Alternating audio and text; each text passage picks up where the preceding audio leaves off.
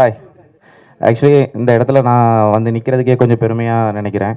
ஏன்னா ஜீவா சார் எனக்கு ஒரு ஒரு 5-6 வருஷமாக தெரியும். அவருக்கு ஒரு 2வது ஒரு பிள்ளை மாதிரி தான் நான். காளிகேஷம் எடுக்கும்போதே அவர் நல்ல ஒரு பழக்கம். அவரை எனக்கு ரொம்ப பிடிக்கும். இந்த ப்ராஜெக்ட்டுக்காக நிறைய சப்போர்ட்டும் பண்ணியிருக்கிறாரு. இந்த லாஸ்ட் நைட்டுங்கிறது வந்து எப்படி உருவாச்சுன்னா, ஆக்சுவலி ஒரு டீ கடையில் இருந்து நாங்கள் யோசித்த ஒரு ப்ராஜெக்ட் தான் இது. இது இந்த அளவுக்கு வருங்கிறது சத்தியமாக எங்களுக்கு தெரியாது. ஏன்னா ஸ்டார்ட் பண்ணும்போது ரொம்ப பேசிக்காக ஒரு சின்ன ஒரு படப்படப்பு எல்லாமே இருக்கும் மைண்டுக்குள்ளே. சரி ஓகே, எப்படிடா முடிக்க போகிறோம், அந்த கவலை ரொம்ப கஷ்டமாக இருந்துச்சு. சரி ஸ்டார்ட் பண்ணி பார்ப்போம், அதுக்கப்புறம் நடக்கிறது பார்த்துக்கலாம் அப்படிங்கிற ஒரு மைண்டு தான். அதுக்கப்புறம் தான் நான் க்ரூவை சேர்த்தேன். அப்போது என் ஸ்கூலில் படித்த ஒரு பையன் மூலமாக சஞ்சய்ங்கிற ஒரு ஒரு பையனை எனக்கு ரொம்ப பழக்கமாச்சு. அவனும் நானும் ஒரு டிஸ்கஷனில் உட்காரும்போது தான் இந்த ஸ்கிரிப்டோட டெப்த் என்னங்கிறதே நாங்கள் புரிஞ்சுக்கிட்டோம். ஓகே, அந்த ஸ்கிரிப்டில் வந்து ரொம்ப ஆழமான ஒரு கண்டென்ட் இருக்குங்கிறத அதுக்கப்புறம் அவன் சொல்லி எனக்கு புரிய வந்துச்சு. அப்போ அதை ரைட் பண்ண எனக்கு ரொம்ப பிடிச்சிருந்துச்சு. சரி ஓகே, இதை ஒரு நெக்ஸ்ட் லெவலில் கொண்டு போய் சேர்த்தரலாம், நம்ம ஸ்டார்ட் பண்ணலாடா அப்படின்னு சொல்லிட்டு, சரி இதுக்கு இன்னும் நமக்கு ஆள் பலம் தேவை இருக்குது, என்ன பண்ணலாங்கிறத யோசிச்சுட்டே இருந்தேன். அப்போதான் சிதம்பரம் அவர் எனக்கு ஒரு ஒரு படம் மூலமாக எனக்கு பழக்கமானார். ஆக்சுவலி அவன் ரொம்ப ஒரு ஃப்ரெண்ட்லி. எப்படின்னா ஒரு 12 மணி வரலாம் பேசுவோம். ஒரு 5 மணிக்கு கால் பண்ணால் 12 மணி வரை ஸ்கிரிப்ட் டிஸ்கஷனே போகும். அப்படி ஒரு நல்ல ஒரு ஒரு பழக்கம். அதால் இந்த லாஸ்ட் நைட் உருவாச்சு. நாங்கள் 2 பேரும் நல்ல சப்போர்ட்டாக ஃபுல்லாக இருந்து ஸ்கிரிப்ட் ரைட் பண்ண ஆரம்பித்தோம். அதுக்கப்புறம் வந்து ஒவ்வொரு டீமாக ஒரு ஆர்டிஸ்ட்டாக நாங்கள் தேட ஆரம்பித்தோம். ரொம்ப கஷ்டம். ஏன்னா ஒரு இடத்துலலாம் நான் வந்து சரி எப்படிடா இந்த படத்தை முடிக்க போகிறேன்னு சொல்லிட்டு ரூம்லலாம் இருந்து அழுவேன். ஏன்னா படத்தை ஆரம்பிச்சிட்டோம், எப்படி காசு எங்கேருந்து வரும், எப்படி வரும் எதுவுமே தெரியாது. ஏன்னா காசெல்லாம் சேர்த்து வச்ச பைசாலாம் எதுவுமே கிடையாது. ஓகே, எல்லாம் ஒரு கனவோடு இதை ஆரம்பிச்சிட்டோம், முடிக்கணும் அந்த ஒரு கட்டாயத்துக்குள்ளே வந்துடும். அப்போது கேமராமேன்கிட்ட போய் பேசணும். பினு மாதவன், அவர் நேஷ்னல் அவார்டு வாங்கின பினு, அவர் கேமராமேன். அப்போது அவர்கிட்ட போய் வந்து பேசினோம். இப்படி ஒரு ப்ராஜெக்ட் இருக்குங்க, எனக்கு இது பண்ணி கொடுங்க. ஏன்னா எனக்கு என்ன பண்ணேன்னு தெரியலை, இந்த ப்ராஜெக்ட் எப்படியாவது வெளியே கொண்டு வரணும் அப்படின்னு சொல்லிட்டு அவர்கிட்ட போய் பேசினேன். சரி வாடா தம்பி பார்த்துக்கலாம், நம்ம படம் அப்படின்னு சொல்லிட்டார் ஒரு வார்த்தையாக. அப்போது சரி எனக்கு அது ஒரு 2வது ஒரு பலம் கிடச்ச மாதிரி நான் ஒரு ஃபீல் பண்ணேன். ஏன்னா இவங்க 2 பேருக்கு அப்புறம் எனக்கு ஒரு பெரிய ஒரு ப்ளஸ் பாயிண்ட் எனக்கு கைக்குள்ளே வந்த மாதிரி எனக்கு ஒரு ஃபீலாக கிடச்சிச்சு. கை ஹலோ ஹலோ ஹலோ கிடச்சிச்சு. அதுக்கப்புறம் வந்து சரி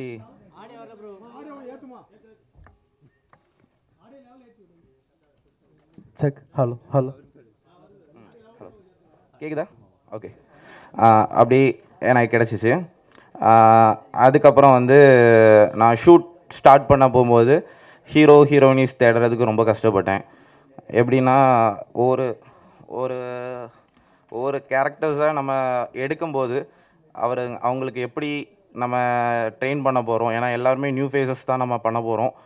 ஏன்னா ஆர்டிஸ்ட் பண்ணுற அளவுக்கு நம்மள்ட்ட பட்ஜெட்டும் இல்லை, என்னடா பண்ண போகிறோம் அப்படின்னு யோசிக்கும்போது சரி ஓகே நியூ ஃபேஸஸ் நம்ம எடுக்கலாம் அப்படிங்கிற ஒரு தைரியம் வந்துச்சு. அப்போது ஜானுங்கிற ஒருத்தங்கள்ட்ட பேசினேன். அவங்க இதில் லீட் பண்ணியிருக்காங்க, என் கூட பேரா பண்ணியிருக்காங்க. அப்போது ஓகே நான் பண்ணித்தரேன், வந்து பண்ணித்தரேன் அப்படிங்கிற மாதிரி ஒரு சொன்னாங்க. சரி ஓகே, அப்போ ஒரு ஹீரோயினி கிடச்சிட்டாங்க, எனக்கு இன்னும் 3 பேர் தேவை இருக்குது, என்ன பண்ணலாம் அப்படிங்கிற ஒரு பயத்தோடவும் இது எல்லாமே இருக்குது. சரி எப்படி இதெல்லாம் எடுக்க போகிறோம் அப்படின்னு சொல்லிட்டு ஒரு பயம் இருந்துச்சு. சரி அப்போ அவங்களுக்கு எனக்கு வேறு ரெஃபரன்ஸ் மூலமாக நிறைய குரூப்ஸ்லாம் இருந்துச்சு, அவங்க மூலமாலாம் கான்டாக்ட்ஸ் எடுத்தேன். அப்படி 2 பேர் கிடச்சாங்க, சானியா அதுக்கப்புறம் சோனா, இவங்களெல்லாம் இதுக்குள்ளே கொண்டு வந்தேன். அதுக்கப்புறம் இன்னொரு மெயின் கேரக்டர், ஆக்சுவலி அது கோஸ்ட் கேரக்டர், அது வந்து வெயிட்டாக இருக்கணும். ஏன்னா அதுதான் கதையோட கருவே இருக்கணும். அப்போது அந்த கதைக்கு ஒரு கரு உருவாகணும்னா அந்த பொண்ணு வந்து ரொம்ப சூப்பராக இருக்கணும். ஏன்னா ரொம்ப அழகான பொண்ணாகவும் இருக்கணும், ஒரு கிராமத்து பொண்ணாகவும் இருக்கணும். அப்போது நான் ரொம்ப தேடினேன். அப்படி தான் ஒரு தில்லுங்கிற ஒரு கேரக்டர் எனக்கு கண்ணில் மாட்டிச்சு. ஏன்னா அவங்களும் அந்த கதைக்கு ஆப்டாக இருந்தாங்க. அப்படி அந்த தில்லுங்கிற கேரக்டரை கூப்பிட்டு பேசி ஓகே எல்லாம் நம்ம பண்ணிக்கலாம் அப்படின்னு சொல்லிட்டு ஸ்டார்ட் பண்ணியாச்சு. ஷூட் ஆரம்பிக்குது. ஃபஸ்ட் டே வந்து மழை, ஹெவி ரெயினாக இருந்துச்சு. அந்த இடத்துல நான் என்னடா பண்ண போகிறேன் அப்படின்னு சொல்லிட்டு யோசிக்கும்போது கடவுளாக பார்த்து அந்த மழையை கொஞ்சம் நேரம் ஸ்டாப் பண்ணாங்க. அந்த ஷாட் எடுத்து முடிக்கிறது வரை எனக்கு எந்த மழை பிரச்சனையும் இல்லை. அது எனக்கு ரொம்ப சந்தோஷமாக இருந்துச்சு. ஃபஸ்ட் டே ஓகே நம்ம தோத்துட்டோமோ அப்படின்னு ஒரு செகண்ட் யோசித்தேன். அதுக்கப்புறம் மழை நின்னதும் எனக்கு கொஞ்சம் சந்தோஷம் வந்துச்சு. அதுக்கப்புறம் அந்த காலேஜ் ஷூட்ஸு இது எல்லாமே எனக்கு ரொம்ப மறக்க முடியாத ஒரு அனுபவமாக இருந்துச்சு. சரி எல்லாம் பேசிக்காக எல்லாமே பண்ணிட்டோம், ஷூட்லலாம் முடிச்சிட்டோம், இனி அடுத்த கட்டம் என்ன பண்ண போகிறோங்கிறது திணறிச்சு. ஷூட் பண்ணிகிட்டு இருக்கும்போதே கேமரா உடையிறது இதெல்லாம் நடந்துச்சு. ஏன்னா அது நாங்கள் எடுத்த இடம் வந்து பன்னியோட ஒரு ராஜ்யம். ஏன்னா அந்த காலேஜ் மூடியே கிட்டத்தட்ட ஒரு 10 வருஷத்துக்கு மேலே இருக்கும். அப்போ அந்த காலேஜுக்குள்ளே நாங்கள் உள்ளே போகிறதே ரொம்ப பயந்து தான் உள்ளே போயிட்டு இருந்தோம். ஏன்னா எங்கே என்ன நடக்குன்னே தெரியாது. ஏன்னா நைட் ஷூட் இருக்குது, டே ஷூட் இருக்குது, எல்லாமே பண்ணணும். அப்போது ஒரு நாள் வந்து பன்னி அடிச்சுட்டு கேமரா கொஞ்சம் இதாகிடுச்சு, பிரச்சனை ஆகிடுச்சு. அப்போது போஸுங்கிற அவர் வந்தார். ஆக்சுவலி அவர் எனக்கு ரொம்ப ஒரு 5-6 வருஷமாக பழக்கம். எப்படி இவங்கள்ட்ட நான் கேட்குறது, எனக்கு பைசா வேறு ஷார்ட்டேஜு. அப்போது அதுலேயும் ஒரு சின்ன ஹெல்ப்லாம் பண்ணிகிட்டு இருக்காங்க. நான் அவங்கள்ட்ட படம் எடுக்கிறேன் அந்த மாதிரி எதுவுமே சொல்லலை. அப்போது எனக்கு பேமெண்ட் கொஞ்சம் வாங்கி பண்ணிகிட்டு இருந்தேன். அப்போது இப்படி ஒரு மேட்ரு நடந்தால் 4 மணிக்கு ஆக்சுவலி நடக்கும்போது யாருமே ஃபோன் கூட எடுக்க மாட்டாங்க. அவர் ஃபோன் எடுத்து டக்குன்னு தம்பி எங்கடா இருக்க, என்ன என்ன பிரச்சனை அப்படின்லாம் என்கிட்ட கேட்டார். அப்போ நான் சொன்னேன், ஆனால் இப்படி கேமரா ப்ராப்ளம் ஆகிடுச்சுன்னா என்ன பண்ணுறதுன்னு தெரியல அப்படின்னு சொல்லிட்டு இருந்தேன். அப்போது சென்னையிலேருந்து அவர் அரேஞ்ச் பண்ணி கொடுத்தாரு. அது ஒரு பெரிய எனக்கு ஒரு ஹெல்ப்ஃபுல்லாக இருந்துச்சு. அதுக்கப்புறம் தான் என்ன நடக்குது என்ன ஏதுங்கிறத அவர்கிட்ட சொன்னேன். அப்போது இந்த படத்தோட பேக் போனாக இருந்தது அவர் தான். ரொம்ப எனக்கு எல்லா இடத்துலையும் ரொம்ப சப்போர்ட்டாக இருந்தார். இந்த படத்தை முடித்து இவ்வளோ தூரத்துக்கு எனக்கு போஸ்டர் ரிலீஸ் வர கொண்டு வந்து சேர்த்துருக்காரு. அப்படி இந்த படம் வந்து முடிஞ்சிச்சு. இது ஒரு லாங் ஸ்டோரியாக இருந்தாலும் எங்களோட ஒரு ஹார்ட் ஒர்க் இதில் பயங்கரமாக இருக்குது. இந்த படத்தை பார்க்கும்போதே எனக்கு தெரிஞ்சிச்சு ஓகே இதில் ஒரு ஃபீல் இருக்குடா, நம்ம ஜெயிச்சிட்டோம் அப்படிங்கிற ஒரு ஃபீல் இருக்குது. கண்டிப்பாக எல்லோரும் போய் பார்க்கணும். ஏன்னா இது சமுதாயத்துக்கு ரொம்ப தேவையான ஒரு படம். ஏன்னா இது வந்து ஒரு சைல்டு அப்யூஸான ஒரு அவேர்னஸான ஒரு படம் கூட. அதனால் கண்டிப்பாக எல்லோரும் போய் பாருங்கள். ஆக்சுவலி இங்கே இருக்கிற எல்லாருக்குமே நான் தேங்க் பண்ணணும். பேசிக்காக எங்கள் அப்பாவுக்கும் தேங்க் பண்ணணும். ஏன்னா நிறைய இடத்துல வந்து எனக்கு சரி ஓகே நான் போய் ரூமுக்குள்ளே இருக்கும்போதெல்லாம் எங்கள் அப்பா என்னென்ன பண்ணுறேன்லாம் தெரியாது. ஆனால் நான் அழுதுட்டு இருந்திருக்கேன் அந்த இடத்துல. அதை எங்கள் அப்பாட்ட சொல்ல மாட்டேன். ஏன்னா எங்கள் அப்பா நான் என்னையோட அதிகமாக ஃபீல் பண்ணுவார். ஏன்னா நான் தோத்துட்டே இருக்கேன், என்னடா அப்படி ஒரு ஃபீல் இருக்குது. அப்போது சரி ஓகே இந்த படத்தை முடித்ததுக்கப்புறம் எங்கள் அப்பா கிட்ட நான் சொன்னேன், அப்பா நான் முடிச்சிட்டேன், எல்லோரும் எனக்கு சப்போர்ட் கிடைக்குதுப்பா, கண்டிப்பாக ஜெயிப்பேன் அப்படின்னு சொல்லியிருக்கேன். கண்டிப்பாக நீங்கள்லாம் இருக்கிறீங்க, என்னை காப்பாற்றுவீங்கன்னு நம்புகிறேன். ஏன்னா எல்லா படமும் எங்கேயோ அழிஞ்சு போகுது. எனக்கு லைஃப்பில் இந்த படம் வந்து ஒரு பெஸ்ட்டாக இருக்கும் நான் நம்புகிறேன். கண்டிப்பாக சப்போர்ட் பண்ணுங்கள். தேங்க்யூ. படம் எடுத்தாலே அழுது தான் ஆகணும். தம்பி சூன்னு சொன்னாப்புல அது அந்த காலத்தில் எம்ஜிஆர் காலத்தில் படம் எடுத்தெல்லாம் அழுதுட்டு தான் படம் எடுத்துகிட்டு யாரும் சந்தோஷமாக படம் எடுக்கலை. அது சோனுக்கு சொல்லிக்கிறேன். சினிமாங்கிறது கஷ்டப்பட்டு தான் ஜெயிக்க முடியும். கஷ்டப்படாமல் எதுவுமே கிடைக்காது. ரஜினியா சொன்ன மாரி எதுவுமே கஷ்டப்படாமல் எந்த சூழ்நிலையும் கிடைக்காது. கஷ்டப்பட்டு தான் வரணும். அது சினிமா எடுத்தால் A to Z தெரிஞ்சு தான் வரணும். தம்பி சொன்னாப்புல ஏகப்பட்ட கஷ்டத்தை நானும் ஒரு படம் எடுத்தேன். நம்ம வீட்டு படத்துலேயே சாப்பிடுவான், நம்ம வீட்டு படத்துலேயே ரூம் போடுவான், நம்ம ரூம் படத்துலேயே சீட் ஆடுவான், நம்ம ரூம்லேயே சுற்றி வருவான். ஆனால் ஒழுங்காக ஷூட்டிங் பண்ண மாட்டான். எல்லாமே சுற்றி வந்துட்டு இந்த படம் வெளியே வராதும்மா, உப்மாக்கு மேனியும்மா அப்படின்னு இவங்களே சொல்லுவான். ஏன்னா என் படத்துலேயே நடந்த இதில் சொல்லி அதுக்கப்புறம் நான் எல்லாம் ரூம் போட்டு எல்லோரையும் அடித்து கூப்பிட்டு சொல்லி அமிச்சேன். நாங்கள் ப்ரொடியூசர் பணம் போட்டு படம் எடுத்தால் நீங்கள் வேலை செஞ்சு சம்பளம் வாங்கிட்டு ஒழுங்காக வேலை சொல்லலாம், இல்லை தெரியாமல் பண்ணி சொல்லி கேட்க நகர் R7 போலீஸில் கம்ப்ளைண்ட் கொடுத்து என் மனைவி தான் ப்ரொடியூசரு. கம்ப்ளைண்ட் கொடுத்து அதுக்கப்புறம் எல்லாம் மன்னிப்பு கேட்டு போகலாம். ஏன்னா ஒரு ப்ரொடியூசர் இல்லைன்னா சினிமா இல்லை, ஒன்றுமே இல்லை, யாருமே கிடையாது. எவ்வளோ நாளைக்கு மக்கள்கிட்ட போய் பேட்டி எடுத்து ஓட்ட முடியும்? அந்த சினிமா ஒன்றை மட்டும் நேசிங்க. நான் ஒவ்வொரு நாளையும் தான் சொல்லுவேன். இப்போ சினிமா இல்லைன்னா அந்த ஸ்டூடியோ வச்சுருப்பாரா? இப்போ நம்ம இருக்க முடியுமா? இவங்களாம் வந்து பேசுவாங்களா? என்ன இருக்கு சொல்லுங்கள். அதனால் சினிமாவை ஃபஸ்ட்டு நேசிங்க. ஒரு ப்ரொடியூசர் படம் எடுக்க வர, ஆனால் அவனை சப்போர்ட் பண்ணுங்கள். நீங்கள் 10 ரூபா சாப்பிடுங்க. சொல்லுவாங்களே தேன் எடுக்கிறோம் போகிறோம் எனக்கு இருக்க மாட்டான். நீங்கள் 10 ரூபா சாப்பிடுங்க, ஆனால் அவங்களுக்கு துரோகம் பண்ணாதீங்க. எல்லாத்துலையும் கமிஷனு எல்லாமே. இந்த பையன் சொல்கிறாப்புல, இப்போ இந்த படத்தை யார் ரிலீஸ் பண்ண முடியும்? இப்போ நாங்கள் தான் சப்போர்ட் பண்ணோம். எங்கேயோ ஏதோ எப்படியோ பண்ணி படத்தை முடிச்சுட்டு இப்போ எங்கள் சங்கத்துக்கு வரும்போது நாங்கள் தான் சப்போர்ட் பண்ணோம். இன்னொன்று என்னென்னா, சினிமாவில் இன்றைக்கி சினிமா வாழ வச்சுருக்குன்னா அது தினத்தந்தி மட்டும்தான். இன்றைக்கி உலக லெவலில் சினிமாவுக்கு சப்போர்ட் பண்ண ஒரே நிறுவனம் இன்றைக்கி தினத்தந்தி மட்டும்தான். 10 லட்ச ரூபா எங்களுக்கு விளம்பரத்தை கொடுத்து, நான் 10,000 ரூபா தான் வாங்குறேன் எங்கள் சங்கத்தில், ஆனால் 10 லட்ச ரூபாய்க்கு நாங்கள் விளம்பரத்தை எங்கள் சங்கத்தில் கொடுக்குறோம், சென்சார் கொடுக்குறோம். அப்படிங்கும்போது நீங்கள் படத்தை நல்லா எடுங்க, நீங்கள் நல்லா படத்தை எடுங்க. உங்களை சினிமா என்றைக்குமே கைவிடாது. சினிமா என்றைக்குமே கைவிடாது. என்ன காரணம்? இன்றைக்கி 100 கோடி 200 கோடி 300 கோடி படம் எடுத்தவங்களுக்கு ஒன்றில் ஓப்பனாக சொல்கிறேன், இல்லை என்ன பயமும் கிடையாது. இன்றைக்கி தலையும் போயிடுச்சு, தளபதியும் போயிடுச்சு சினிமாவிலேருந்து. இனி 2 வருஷத்துக்கு 1 வருஷம் தான் சினிமா கிடையாது. அப்போ நீங்கள் படத்தை நல்லா எடுங்க. நீங்கள் நல்ல குறைஞ்ச பட்ஜெட்டில் ஒரு படத்தை எடுத்து வந்தீங்கன்னா சினிமா என்றைக்குமே நீங்கள் ஜெயிச்சு வந்துட்டு அடுத்த படம் நீங்கள் எடுத்துகிட்டே இருக்கலாம். ஏன்னா இன்றைக்கி சினிமா எடுக்க எல்லாமே சிறு படம் தான் வர்றாங்க. என்ன காரணம்? ஒரு கேமரா, ஒரு 10 பேர் பசங்க அழகாக எடுத்து வந்து படம் எடுத்து வராங்க. அந்த கண்டென்ட் நல்லபடியாக எடுத்திங்கன்னா மிகப்பெரிய வெற்றி அடையும். தயவு செய்து இனிமேல் இந்த ரஜினி, விஜய், அஜித், சூர்யா, சிம்பு, தனுஷ், சிவகார்த்திகேயன், விஜய் சேதுபதி அப்படி நினச்சி யாரும் படம் பார்க்க போகாதீங்க. சிறு படத்தை காப்பாற்றுங்க. சிறு படம் தான் அதிகமாக. இன்றைக்கி வாரத்தில் நீங்கள் ஒரு 10 படம் ஆடியோ லான்ச் நடக்குதுன்னா அது எங்களுடைய சங்க படமும் சின்ன சின்ன படம் தான் நடக்குது. வேறு எந்த பெரிய படம் நடக்கலை. தயவு செய்து சொல்கிறேன், சிறு படம் சப்போர்ட் பண்ணுங்கள். மீடியா உங்களுக்கு தான் நேராக சொல்கிறேன், இந்த கண்டென்ட்லாம் நல்லா போடுங்க. ஏன்னா எங்களோட படங்கள் அதிகமாக வரதான் மீடியா வளரும், சினிமா வளரும், நிறைய நடிகர்கள் வரும். ஏன்னா ஒரு 10 பேரை வச்சுட்டே எவ்வளோ நம்ம படம் போட்ட முடியும் சொல்லுங்கள்? ஒரு 10 பேர் இருந்தால் விவசாயம் ஒரு 10 பேர் இருந்தால் போதுமா? எல்லோரும் உழைக்கணும்ல. அதுமாதிரி எல்லாருமே ஜெயிக்கணும்னா முன்ன நல்ல படத்தை எடுங்க. தயவு செய்து பெரிய படம் ஓட்டு பாருங்க. ஒன்றும் இந்த மங்காத்தான ஒரு படம் 15 வருஷம் கழிச்சு ரிலீஸ் பண்ணாங்க. அது ஆர்டிஸ்ட் வேல்யூ சொன்னாங்க 300 கோடினாங்க. ஆனால் அதே சின்ன படம் ஓடலை. காரணம் இவங்க அந்தமாரி பண்ணிடுறாங்க, ஒரு மாயை உருவாக்கிடுறாங்க. பெரிய ஆர்டிஸ்ட் ஆர்டிஸ்ட் வேலை விட்டுருங்க. 2025 மிகப்பெரிய ஹிட் ஆனது சிறைன்னு ஒரு படம். 2026 தலைவர் தம்பி தலைமையிலன்னு ஒரு படம். அந்த படம் பாருங்கள்.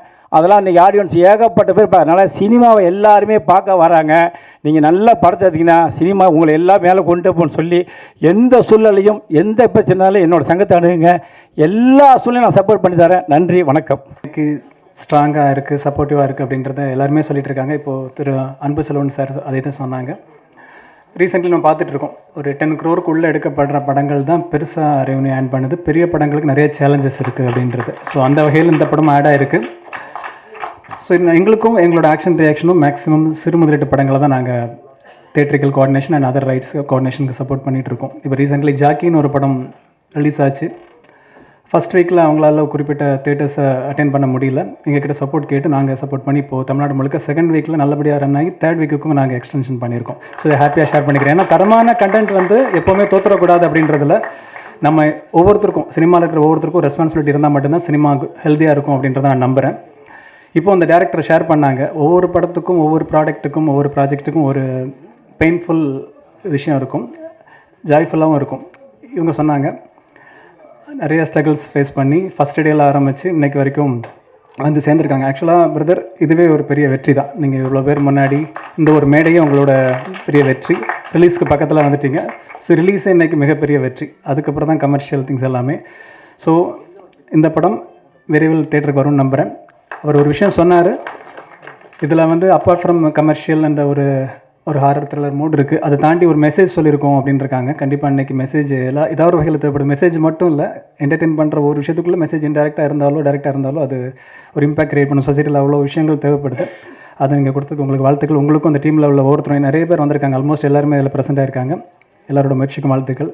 நேஷனல் அவார்டு வின்னர் ஒருத்தங்க இந்த படத்தில் டிஓபி ஒர்க் பண்ணியிருக்காங்க. அது ஒரு proud thing.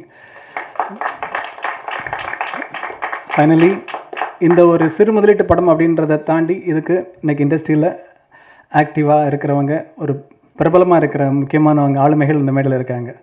Madhuvanti ma'am, குலுஸ்வரி sir, Sureswar sir, இவங்க எல்லாருமே நம்ம இண்டஸ்ட்ரியில் பல வருஷங்களாக பார்த்துட்ருக்கோம். பல ஆஸ்பெக்டில் அவங்க இது என்கரேஜ் பண்ணுறது ரொம்ப சந்தோஷம். சிறு முதலீட்டு தயாரிப்பாளர் சங்கம் எப்போவுமே பேரில் மட்டும் இல்லாமல் செயல்லையும் இருந்துகிட்ருக்குன்றது எல்லாருக்குமே தெரியும். அவங்க எப்போவுமே சார் போல்டாக அதை தெரிவிச்சிட்ருக்காங்க. எல்லாருக்கும் நன்றி. இந்த படத்தோட இயக்குனர், தயாரிப்பாளர் மற்றும் ஆக்ட் பண்ணவங்க, டெக்னீஷியன்ஸ் எல்லாருக்கும் என்னோட மனமார்ந்த வாழ்த்துக்கள். விரைவில் திரையில் சந்திப்போம். தேங்க்யூ. சினிமா இது ஃபஸ்ட் அண்ட் ஃபார்மோஸ்ட் இந்த யூனிட்டுக்கு, இந்த ஒரு முயற்சி எடுத்திருக்கிற அந்த யூனிட்டுக்கு ஒரு மிகப்பெரிய பாராட்டுகள். எதுவுமே வந்து ஒரு புள்ளியிலேருந்து ஆரம்பிச்சாகணும். அதுக்கப்புறம் தான் டிராயிங் போட முடியும், அதுக்கப்புறம் தான் மேப் போட முடியும், அதுக்கப்புறம் தான் பில்டிங் எழுப்ப முடியும். அந்த மாதிரி ஆரம்பம் எப்பவுமே சின்னதாக இருக்குன்றதை பற்றி கவலையே படாதீங்க. அண்ட் இந்த ஒரு சின்ன ஆரம்பத்துக்கு உங்களுக்கு இவ்வளோ பேர் தோள் கொடுத்துருக்காங்கன்றதே பெரிய விஷயம். அது கண்டிப்பாக ஒரு நட்பு ரீதியில் தான் கிடைக்கும். ஏன்னா நட்புக்கு அவ்வளோ ஒரு சக்தி இருக்குது. அனதர் திங், இந்த ஸ்டூடியோ பரணி ஸ்டூடியோ எவ்வளோ வருஷம் காலம்ன்றது எனக்கு தான் தெரியும். ஏன்னா நான் இதே ஸ்டூடியோவாக இருந்தபோது சைல்டு ஆர்டிஸ்டாக பக்த துருவ மார்க்கண்டையா அதே பானுமதி அம்மா டைரக்ட் பண்ண படத்தில் இங்கே நடிச்சிருக்கேன். ஸோ உங்களுடைய இந்த படத்துக்கான இந்த ஒரு விஷயம் இந்த ஒரு ஸ்டூடியோவில் நடக்கிறதுங்கிறதே ரொம்ப பெரிய உங்களுக்கு கிடைச்ச ஒரு பாக்கியம். இது வேணா நீங்கள் எடுத்துருக்கிற படம் லாஸ்ட்னா தொலைந்து போன அப்படின்னு இருக்கலாம், லாஸ்ட் நைட்டாக இருக்கலாம். ஆனால் இனிமேல் உங்கள் வாழ்க்கையில் எல்லாமே நைட்டு கிடையாது, விடியல் தான். அந்த விடியல்ல டான், அது சொல்ல வந்தேன். அண்ட் இன்னொரு சின்ன ரெக்வஸ்ட் உங்களுக்கு டைரக்டருக்கு, இனிமேல் மைக்கு முன்னாடி நிற்கும் பொழுதும் பப்ளிக் அட்ரஸ் பண்ணும் பொழுதும் அந்த நெகட்டிவ் வார்த்தைகளோ கஷ்டப்பட்டேன், எனக்கு தோல்வி வந்தது, அதை இனிமேல் சொல்லவே சொல்லாதீங்க. ஏன்னா நாமெல்லாம் நம்புகிற அந்த கடவுள் மேலே இருந்துக்கிட்டு எல்லாத்துக்கும் ஆசீர்வாதம் கொடுக்காங்கன்னு சொல்லுவாங்க. அவங்க நம்ம என்ன சொன்னாலும் அப்படியே ஆகட்டும்பாங்களாம். ஸோ நம்ம தோல்விங்கிற வார்த்தை இனிமேல் இன்னிலேருந்து தயவு செஞ்சு நீங்கள் யூஸ் பண்ணாதீங்க. வெற்றி மட்டும்தான் உங்கள் வாழ்க்கையில் முக்கியமானதாக இருக்கணும். அண்டு படங்களில் சிறு படங்கள், சீரியல்களில் சிறு சீரியல்கள் அப்படின்னு எதுவுமே கிடையாது சார். கண்டென்ட் தான் ஹீரோ, கண்டென்ட் தான் பட்ஜெட், கண்டென்ட் தான் ஆடியன்ஸை வர வைக்கும். அது வந்ததுக்கப்புறம் அதை நிறுத்துறதுக்கு யார் பர்ஃபார்ம் பண்ணியிருக்காங்கிறத ரொம்ப முக்கியம். இன்றைக்கி நீங்கள் சொல்கிற சிவகார்த்திகேயன் சார் ஒரு டிவி இதில் நிகழ்ச்சியில் காம்பேராகவும் சின்ன ஒரு காமெடி பண்ணவராகவும் கலக்கப்போவதி அவர் மாதிரி இதில் என்ன சின்ன சின்ன வேஷங்கள்லாம் பண்ணியிருக்காரு. அவருக்கு அந்த ஒரு சின்ன விஷயங்கள் ஆரம்பிச்சதுனால தான் இன்றைக்கி இந்த லெவலில் போயிருக்காரு. அந்த மாதிரி தான் சிறு விஷயங்கள் அப்படின்னு எதுவுமே கிடையாதுங்க.